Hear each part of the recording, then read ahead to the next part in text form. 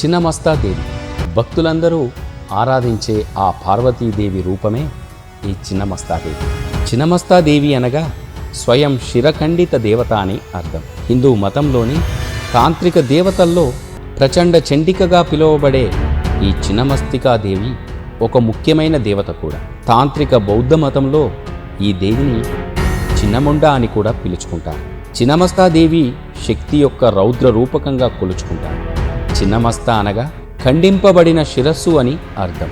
హిందూ ఆధ్యాత్మిక అమ్మవారు భీతికరమైన ప్రతిరూపంతో పూజలందుకుంటూ ఉంటుంది. భక్తులకు కూడా దర్శన భాగ్యాన్ని కల్పిస్తూ ఉంటుంది. ఈ దేవి యొక్క జన్మదినాన్ని చిన్నమస్త జయంతిగా కూడా భక్తులు ఎంతో వైభవంగా జరుపుకుంటారు. ప్రతి సంవత్సరం వైశాఖ మాసంలో శుక్లపక్ష చతుర్దశి రోజున అమ్మవారి జన్మదినాన్ని ఎంతో వేడుకగా జరుపుకుంటారు. హిందూ మతంలో ఉన్న దేవతలలోకెల్లా అత్యంత ఉగ్ర రూపంతో ఉండే దేవతల్లో ఈ చిన్నమస్తాదేవి ఒక్కరు. తానే శిరచ్ఛేదం చేసుకున్న ఈమె ఒక శక్తిపీఠ దేవత కూడా. చిన్నమస్త ప్రాణప్రదాత, ప్రాణహర్ష, మహావిద్యాల్లో ఒక దేవతగా కొలవబడే ఈ దేవిని లైంగిక వాంఛపై స్వీయ నియంత్రణకు చిహ్నంగా ఈ పురాణాల ప్రకారం ఈ దేవి తన మాతృభావనలతో చేసిన త్యాగానికి, లైంగిక ఆధిపత్య ధోరణికి, స్వీయ వినాశకారక రౌద్రానికి ప్రతీకగా ఈ దేవిని కొలుచుకుంటారు. రౌద్రం మరియు బీభత్సంతో కూడుకొని ఉంటుంది ఈ తల్లి యొక్క రూపం. అందుకే ఆమెను అన్ని చోట్ల పూజించరు కూడా.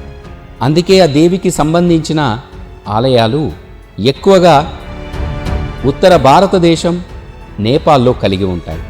ఈ దేవిని హిందువులు, బౌద్ధమతం, ఇతర భక్తులు పూజిస్తూ ఉంటారు. బౌద్ధమతంలో ఈ దేవిని చిన్నముండ అని పిలిచే దేవతగా కూడా పిలుచుకుంటూ పూజించుకుంటూ ఉంటారు. వజ్రయోగిని పేరుతో బౌద్ధమతం వారు కూడా కొలుచుకునే ఖండిత శిరస్సు కలిగిన దేవతగా కూడా ప్రసిద్ధి చెందింది. ఈ చిన్నమస్తాదేవి నగ్న రూపంలో చుట్టూ పరుచుకున్న కురులతో నలుపు మరియు రుధిర వర్ణదేహంతో కలిగి ఉంటుంది.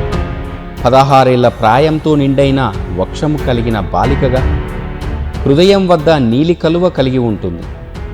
చిన్నమస్తాదేవి ఒక నగ్న జంటపై నిలబడి తన రూపాన్ని అగుపిస్తూ ఉంటుంది. ఆ జంటను శృంగార దేవదేవతలైన రతి మన్మధులుగా మనకు వివరిస్తాయి పురాణాలు. ఈ చిన్నమస్తాదేవి జంధ్యంగా సర్పాన్ని ధరించి మెడలో మహాకాళి వలె కపాలాలు, ఎముకలతో కూడిన దండను ధరించి ఉంటుంది. ఈ దేవత ఖండిత కంఠం నుండి చిమ్ముతున్న రక్తధారలను ఆమె సేవకురాళ్ళైన జయ మరియు విజయ నోట్లోకి ప్రవహిస్తూ ఉంటాయి. ఆమె ఎడమ చేతిలో ఆమె కపాలంతోనే చేసిన భిక్షపాత్ర, కుడి చేతిలో ఆమె తన శిరస్సు ఖండించడానికి ఉపయోగించిన ఖడ్గం కూడా కలిగి ఉంటాయి. చిన్నమస్తాదేవి జన్మకు సంబంధించిన అనేక వృత్తాంతాలు ప్రచారంలో ఉన్నాయి. నారద పంచరాత్ర పురాణంలో ఈ తల్లి యొక్క మహిమను, ఆ చిన్నమస్తాదేవి రూపాన్ని, ఆ దేవి యొక్క ఆవిర్భావాన్ని కూడా చక్కగా వివరించారు. ఒకసారి మందాకిని నదిలో స్నానమాచరిస్తూ ఉండగా పార్వతీదేవికి లైంగిక ఉత్తేజం కలిగి నల్లగా మారిందంట. ఇంతలో ఆమె సేవకురాళ్ళైన డాకిని మరియు వర్ణినులు ఆకలి కలిగి దేవతను తమ ఆకలి తీర్చమని వేడుకున్నారు. జగన్మాత పార్వతీదేవి చుట్టుపక్కల ఎంత వెతికినా తినడానికి ఏమీ దొరకలేదు.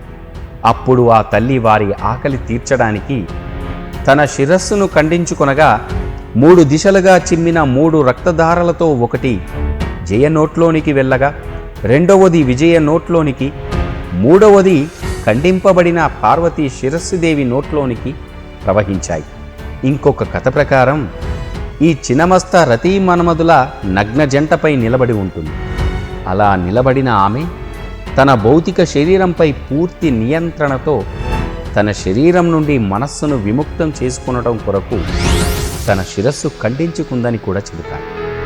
ఈ చిన్నమస్తాదేవిని ప్రతి వ్యక్తి తమ జీవిత చక్రంలోని 3 దశలైన జన్మ, రతి, మృత్యువు అనే దశలకు చిహ్నాలుగా 3 రూపాంతరాల్లో సేవించాలి. ఈ చిన్నమస్తాదేవిని ఇంట్లో కొలుచుకునే ఒక ప్రత్యేక దేవతగా అంత ప్రసిద్ధి చెందలేదు కూడా. తాంత్రికులు అతీంద్రియ శక్తులు మరియు సిద్ధి ప్రాప్తి కొరకై ఈ దేవిని ఉపాసిస్తారు. ఈ దేవిని ప్రసన్నం చేసుకోవడానికి శ్రీం హ్రీం క్లీం ఐం వైజ్ర వైరోచనీయ హం హం ఫట్ స్వాహ అనే మంత్రాన్ని పఠించాలి. ఎవరైతే ఈ మంత్రంతో పఠిస్తారో ఆ తల్లి యొక్క అనుగ్రహం ఆ భక్తులపై మెండుగా ప్రసాదిస్తుంది.